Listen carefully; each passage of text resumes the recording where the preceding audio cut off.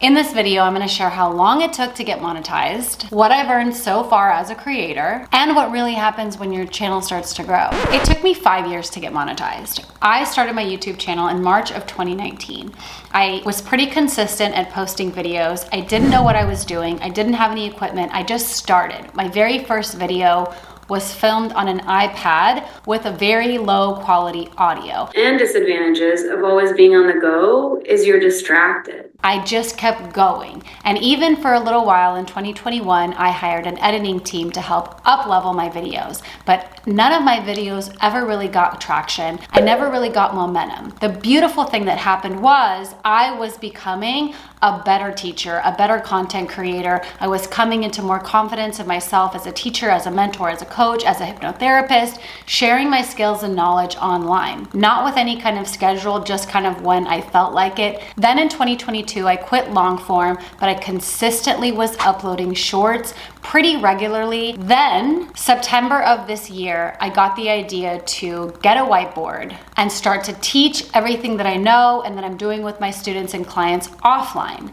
I had a particular video that got a lot of traction. That was the evidence I needed to take this more seriously and continue to grow my company and my brand. I got monetized just a couple of weeks ago, but what I really want to show you is what's required. I literally am getting back from YouTube what I put into it. So when I stopped being consistent, like the last couple of weeks, I have been focusing on up-leveling my own skills as far as becoming a better content creator, learning different editing skills, using different software. In addition to seeing private clients, I have not been posting regularly, and my ad revenue shows and my viewership shows. My views are down. This last week has been the lowest week I've had since I started tracking in the last 12 weeks. It's just simply reflective of what I've put in. I haven't been showing up on YouTube, so I can't expect my communities, my subscribers, and my followers to engage when I haven't been showing up. Other things I wish I knew before I got monetized is I have to take full responsibility for my content, for my videos. When I don't get views, when I don't get engagement, I have to be willing to look at,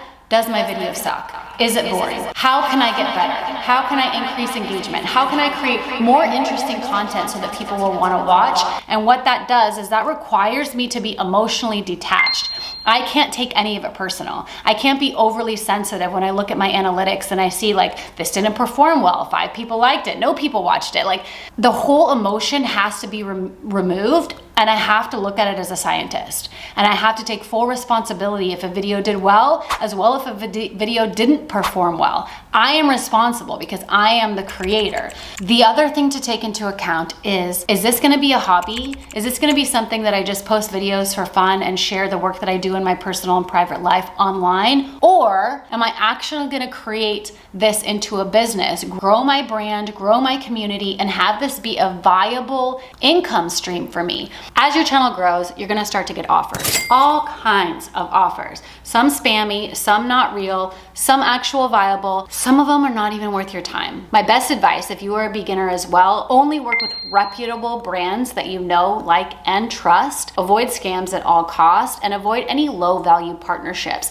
If it's not of equal value in exchange, if you're not benefiting yourself, say no. Hold to a higher standard, and the brands that you actually want to work with, I promise they will come around. Just make sure that you are saying no and not being available to anything less than that you are willing or have a desire to have a partnership with. The fun part. The trolls, the haters, the people that want to argue, the people that come to your page to want to vent.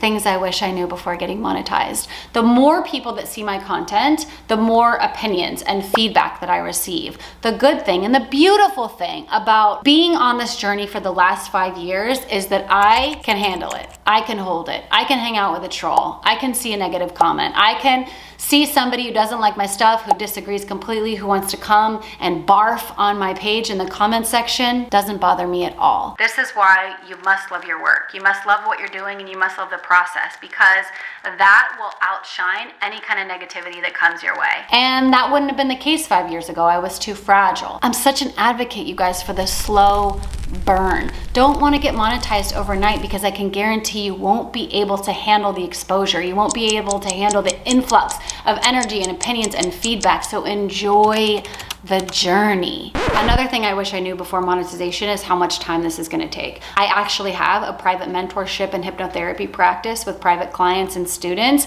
and now I've taken on content creation, which is a full-time job. You have to have that space and time within your calendar and the desire to do the work required to continue to grow your channel, because when you stop posting, like when I stopped posting, all my engagement went down, all my views went down, all my ad revenue went down. So if this is going to be a viable business for me, I have to be showing up, not only for my audience, because if I'm not showing up consistently, who likes that? So that requires my time, attention, and a focus. So time management is another huge skill that I have to get better at if I am going to make this a viable business now that I'm monetized. Let's talk about earnings for a second. As you can see, we're not getting rich on this YouTube revenue yet. This will be a lucrative, viable income stream for me because first off, I've decided that it will be, and that I will put in the time and the commitment to make it so. So as you can see, it's going to take us a hot minute to get this ad revenue up to be an actual livable income. So it's super, super important that I have other streams of income and that you have other streams of income if you are also on this journey, because it's going to take a little while before this is actually something that can support me and my family. Last thing to note is your skill set. You could be an expert in your field like I am, and then you decide to become a content creator and publish it online. That's a whole different skill set. You have to learn production, you have to learn equipment, you have to learn how to express yourself on camera, you have to learn editing skills or hire a team, or it's a whole different skill set to be a content creator than it is to be an expert in your field. We are taking two very different skill sets and putting them into the same human being. Starting a YouTube channel is one of the best things you can do to develop and grow and evolve yourself. Some additional insights before we end. Learning how to adapt and pivot quickly. What works, what doesn't work, taking the emotions out, making the necessary changes. Having additional income and income streams while I build this up to be an actual viable income stream. This will take longer than you want. It will take more work than you want to put in, and it will grow you as a person. It literally will transform you. If you decide to take on this journey and become a content creator or share what you're doing in the world and just publish it on YouTube, it will transform who you are. You have to be doing this work for yourself. It has to matter to you first. You have to love it, whatever you're teaching. You have to love the whole entire process, because it's gonna take more work than you wanna put in, and it's also gonna take longer than you want it to as well. So it has to be something that you're in love with. Your why has to be really big so that you can continue to show up even when you're not getting the feedback that you want. This is my journey as a beginner, and it is my deepest confidence and hope that this helps you along your way, that you can see somebody at the beginning, what they are going through. And if you are a beginner on the YouTube journey, I am here with you. Follow along, subscribe. I will be sharing everything along the way, as I think it's so important for us to see people at the beginning of their journey, what they're learning, what it's like, how it's going. I am so, so glad you're here.